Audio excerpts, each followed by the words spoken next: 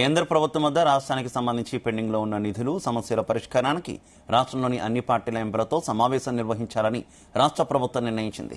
Deputy CM Bhatti Vikramarka అధ్యక్షతన శనివారం ఉదయం 11 గంటలకు ప్రజాభవన్లో అన్ని పార్టీల ఎంపీల మీటింగ్ జరగనుంది. ఇందులో కేంద్ర ప్రభుత్వం వద్ద అపరిష్కృతంగా ఉన్న రాష్ట్ర సమస్యలపై చర్చించనున్నారు. పెండింగ్ లో ఉన్న సమస్యలపై ఎంపీలు పార్లమెంటులో కేంద్ర ప్రభుత్వం వద్ద మాట్లాడాలనే లక్ష్యంతో రాష్ట్ర ప్రభుత్వం ఈ ప్రయత్నం చేస్తున్నట్టు శుక్రవారం విడుదల చేసిన ఒక ప్రకటనలో పేర్కొన్నారు. ఇక ఈ కార్యక్రమానికి ముఖ్య అతిథిగా సీఎం రేవంత్ రెడ్డి హాజరవుతున్నారు. కేంద్ర మంత్రులు కిషన్ రెడ్డి, బండి సంజయ్తో పాటు రాష్ట్ర ఎంపీలందరినీ డిప్యూటీ సీఎం భట్టి విక్రమార్క స్వయంగా ఫోన్ చేసి ఆహ్వానించారు.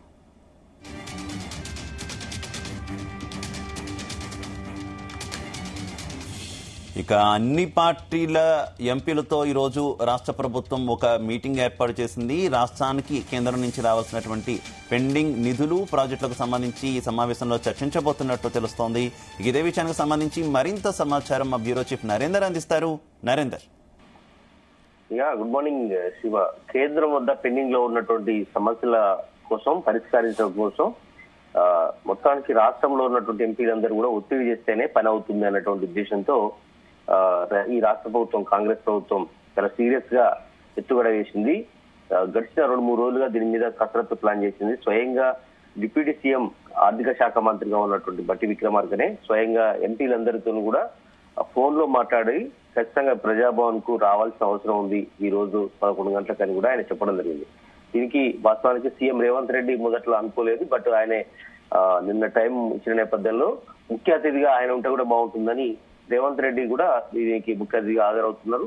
బట్ ఈ కార్యక్రమానికి కేంద్ర మంత్రులు కిషన్ రెడ్డి, బండి సంజయ్, ఇక్కడ బీజేపీకి సంబంధించినటువంటి ప్రాతినిధ్యం ఉన్నది కాబట్టి కేంద్రంలో కూడా బీజేపీ ఉంది కాబట్టి ఖచ్చితంగా ఒత్తిడి చేయడానికి వీలవుతుందని ఇద్దరు కేంద్ర మంత్రులు కూడా స్వయంగా ఫోన్ చేసి రమ్మని చెప్పారు. వాళ్ళ నిర్ణయాన్ని త్వరలోనే ప్రకటిస్తామని చెప్పారు. నిన్న ఈవినింగ్ వరకు క్లారిటీ లేదు. బట్ మనకు కాసేపట్లో స్పష్టమైనటువంటి ప్రకటన వచ్చే అవకాశం ఉంది. అయితే ఇద్దరిట్లో ఒక్కరు వస్తారా, ఇద్దరు వస్తారా అనేది తెలియాల్సిన అవసరం ఉంది. ఇక్కడ అసలు విషయానికి వస్తే గత బీఆర్ఎస్ ప్రభుత్వం నుంచి కూడా 9.5 సంవత్సరాలు అవతల 10 సంవత్సరాల నుంచి కూడా బీఆర్ఎస్ పార్టీ కేంద్రం నుంచి చాలా సార్లు నిధుల కోసం మోడీని గాని అదేవిధంగా కేంద్ర మంత్రులు కూడా కలిసిన సందర్భంలో ఎక్కడ కూడా నిధులు రూపాయి కూడా రాలేదంటూ ఆనాడు కేసీఆర్ కూడా ఆరోపణ చేసినటువంటి పరిస్థితి మనం గమనించాలి. ఇప్పుడు ఇక్కడ రాష్ట్ర ప్రభుత్వం మారినప్పటికీ కాంగ్రెస్ పార్టీ వచ్చినప్పటికీ కూడా పెద్దగా మార్పు లేదు, ఎవరు కూడా ఇవ్వట్లేదు అనేది కూడా ఇక్కడ కాంగ్రెస్ లో చాలా మంది కూడా చెప్తున్నారు. స్వయంగా రేవంత్ రెడ్డి బడే బాయ్ అంటూ చాలా సార్లు మెచ్చుకోవడం కానీ స్వయంగా భేటీ కావడం కూడా జరిగింది. అరకొర ఇస్తున్న నిధులే తప్ప పెద్దగా వేల కోట్ల రూపాయలు ఇతర రాష్ట్రాల మాదిరిగా ఇవ్వట్లేదు అనేది కూడా ఈ ప్రభుత్వంలో ఉన్నటువంటి పెద్దలు చెప్తున్నారు. ప్రధానంగా అపరిష్కృతంగా ఉన్నటువంటి తెలంగాణకు సంబంధించినటువంటి ఇష్యూలో ప్రధానంగా గిరిజన వర్సిటీకి సంబంధించినటువంటి ఎప్పటి నుంచో ఉంది హామీ ఆనాడు బీఆర్ఎస్ పార్టీ నుంచి హయాంలోనే. అది ఇంతవరకు దానికి నిధులు అయితే పేరు పెట్టారు కానీ నిధులు మాత్రం ఇంతవరకు ఇవ్వలేదు. బయ్యారం స్టీల్ ప్లాంట్ కూడా ఇప్పటిది కాదు, చాలా కాలం నుంచి ఉంది. దానికి సంబంధించి అపరిష్కృతంగా ఉంది. దానికి సంబంధించి ఎలాంటి క్లారిటీ ఇవ్వలేదు. ఇది కూడా కేంద్ర ప్రభుత్వానికి సంబంధించినటువంటి ఇష్యూ. అదేవిధంగా పాలమూరు రంగారెడ్డి ప్రాజెక్టుకు జాతీయ హోదా అనేది ఇది చాలా అసలు ఎప్పుడూ దాదాపు 10-20 ఏళ్ల నుంచి కూడా రాజశేఖర రెడ్డి హయాం నుంచి కూడా ఇది నడుస్తూ వస్తుంది. బట్ ఇంతవరకు దానికి ఎలాంటి జాతీయ హోదా కూడా లేదు. బట్ దీనికి సంబంధించి కూడా ఖచ్చితంగా కేంద్రం మీద ఒత్తిడి చేయాలన్నటువంటి నిర్ణయానికి వచ్చారు. అదేవిధంగా వెనుకబడిన ప్రాంతాలకు అభివృద్ధి నిధి కింద కూడా దాదాపు 18,000 కోట్ల రూపాయలు రాష్ట్రం అడుగుతోంది. దీనికి సంబంధించినటువంటి విషయం ఇప్పటివరకు కూడా స్పష్టత లేని పరిస్థితి. అదేవిధంగా మెట్రో రైలు సంబంధించి కూడా చాలా పెద్ద హోప్స్ పెట్టుకుంది. ఈ మధ్యకాలంలో రేవంత్ రెడ్డి స్వయంగా కేంద్రంలో మంత్రులు గాని మోడీని కూడా స్వయంగా కలిశారు. కొన్ని ఏరియాలకు ఇంకా విసర్జించాల్సిన అవసరం ఉంది, నార్త్ గానీ సౌత్ వైపు. దీనికి సంబంధించి పెద్ద ఎత్తున నిధులు అవసరం ఉన్నాయని కూడా చెప్పారు. దీనికి దాదాపు 24,000 కోట్ల రూపాయలకు పైగా అవసరం ఉందని కూడా ఇప్పటికే అంచనా వేశారు. దీనికి సంబంధించినటువంటి ప్రతిపాదనలు కూడా పంపించారు. చూస్తాం, పరిశీలిస్తామన్నారు తప్ప రూపాయి రాలేదనే విషయాన్ని కూడా గతంలో చెప్పడం జరిగింది. మూసీ రివర్ ఫ్రంట్ కి సంబంధించి ఈ రాష్ట్ర ప్రభుత్వం చాలా ప్రెస్టీజియస్ గా తీసుకుంది. మూసీ రివర్ ఫ్రంట్ కానీ అదేవిధంగా స్కిల్ యూనివర్సిటీ కానీ ఇట్లా కొన్ని కరళ ప్రాజెక్టులు అనుకుంటూ వాళ్ళు చెప్పడం జరుగుతుంది. వీటికి సంబంధించి 14,000 కోట్ల రూపాయలు మూసీకి సంబంధించి, ఇట్లా ఔటర్ రింగ్ రోడ్డుకు సంబంధించినటువంటి దాంట్లో రీజనల్ రింగ్ రోడ్డు 10 ఈ మధ్యకాలంలో నిర్మించినటువంటి రింగ్ రోడ్ల మధ్య నిర్మించేటువంటి 10 గ్రీన్ ఫీల్డ్ రేడియల్ రోడ్లకు కూడా 45,000 కోట్ల రూపాయలు కూడా అవసరం ఉందని కూడా చెప్తున్నారు. గోదావరి అనుసంధానానికి దాదాపు 7,400 కోట్లు. ఇట్లా మురికి నీటి ప్లాంట్ సీసీఎంకి వరంగల్లో భూగర్భ నీటి వ్యవస్థకు సంబంధించి కూడా నిధులు ఇవ్వాలని కోరుతోంది. ఇట్లా వీటన్నిటి కోసం కొన్ని వేల కోట్ల రూపాయలు అవసరం ఉన్నాయి. ఫేజ్డ్ మేనర్ లేనా ఉదాహరణ తర్వాత ఒక్కొక్క ఇయర్ కొంత బడ్జెట్ మాకు ఇచ్చుకుంటూ పోతే ఒక్కొక్కటి చేసుకుంటూ వెళ్తామనేది కూడా ఈ రాష్ట్ర ప్రభుత్వంతో ఉంది. పూర్తిగా రాష్ట్ర ప్రభుత్వ ఖజానా నుంచి ఖర్చు చేయడం అంటే అది ఏ మాత్రం సాధ్యం కాదు. ఇక్కడ ఉన్నటువంటి వచ్చేటువంటి ట్యాక్స్లకు ఇక్కడ వచ్చేటువంటి వాటికి ఏ మాత్రం జీతాలకే సరిపోతుందని కూడా చాలా సార్లు కూడా చెప్పడం జరుగుతుంది.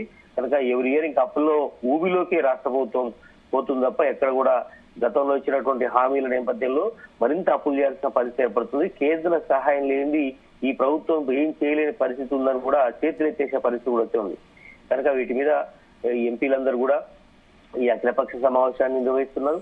ఈ అఖిలపక్ష సమావేశంలో బీజేపీ మరి బీఆర్ఎస్ కు ప్రాతినిధ్యం ఇచ్చింది. లోక్సభలో వారికి ప్రాతినిధ్యం లేదు రాష్ట్రానికి సంబంధించి. రాజ్యసభ సభ్యులు అయితే ఉన్నారు, మరి వాళ్ళకు కూడా ఇన్విటేషన్ చేశారా లేదా చూడాల్సిన అవసరం ఉంది. బీఆర్ఎస్, బీజేపీ అలాగే కాంగ్రెస్ సంబంధించిన 8 మంది ఎంపీలు ప్లస్ ముఖ్యమంత్రి, డిప్యూటీ సీఎం కూడా ఉంటున్నారు. కనుక ఓవరాల్ గా ఈ మొత్తం అంశాన్ని కేంద్రం దృష్టికి తీసుకెళ్లాలి. రాష్ట్రానికి సంబంధించిన నిధులు ఏ రకంగా పెండింగ్ లో ఉన్నాయి, అయితే నరేందర్ తొలుత డీలిమిటేషన్ కు సంబంధించి తెలంగాణ ప్రభుత్వం చొరవ తీసుకుని ఒక party meeting, all party meeting పెట్టే యోచనలో ఉంది అంటూ వార్తలు వచ్చాయి. తర్వాత ఇది రాష్ట్రానికి సంబంధించినటువంటి సమస్యలు నిధుల మీద ఎంపీల మీటింగ్ గా కన్వర్ట్ అయినటువంటి సిచ్యువేషన్ ఉంది. ఏ రకంగా చూసుకోవచ్చు? అంటే కాంగ్రెస్ ఎందుకు వెనకడుగు వేసింది అనుకోవాలి రాష్ట్ర ప్రభుత్వం డీలిమిటేషన్ అంశంలో? వాస్తవానికి డీలిమిటేషన్ సంబంధించి ఆంధ్రప్రదేశ్ ఉమ్మడిగా ఉన్నప్పుడు తెలంగాణ ఆంధ్రప్రదేశ్ ఇచ్చిన టైంలో ఖచ్చితంగా కూడా రాష్ట్రానికి రావాల్సిన ఈ పునర్విభజనకు సంబంధించినటువంటి దాన్ని ఖచ్చితంగా కూడా ఆనాడు యూపీఏ ప్రభుత్వం చాలా హామీలు ఇచ్చింది, చేస్తామని చెప్పింది. కానీ ఆనాడు పెద్దగా ఈ కాంగ్రెస్ సంకీర్ణ ప్రభుత్వంలో ఉన్నటువంటి టైంలో నిధులు ఇవ్వలేదనేది కూడా బీఆర్ఎస్ పార్టీ చెప్తూ వచ్చింది. అదే సమయంలో మొన్న అంటే యూపీఏ ప్రభుత్వం హామీ ఇచ్చింది, కానీ ఎన్డీఏ ప్రభుత్వం ఉన్నటువంటి మోడీ నాయకత్వంలో మాత్రం మాకు అమౌంట్ రాలేదని బీఆర్ఎస్ పార్టీ చెప్పింది.